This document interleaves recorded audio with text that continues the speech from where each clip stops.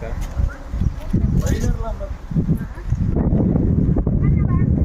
ನೋಡ್ಬೋದು ಇವತ್ತು ಶ್ರೀ ಬಸವೇಶ್ವರ ಧರ್ಮಪತ್ನಿಯಾದ ಗಂಗಾಂಬಿಕೆಯವರ ಐಕ್ಯ ಸ್ಥಳವಾಗಿದೆ. ಇದು ಸೆಕೆಂಡ್ ಪ್ಲೇಸ್ ಈ ಥರ ನಮ್ಗೆ ಕಾಣೋದು ನಮ್ಮ ಕರ್ನಾಟಕದಲ್ಲಿ ಒಂದಿರೋದು ಕೂಡಲ ಸಂಗಮದಲ್ಲಿ, ಹಾಗೆ ಎರಡನೇದು ಇಲ್ಲಿ. ಅದು ನಮ್ಮ ಊರಾದ ಅಂಕೆಬಳ್ಳಿಯಲ್ಲಿ.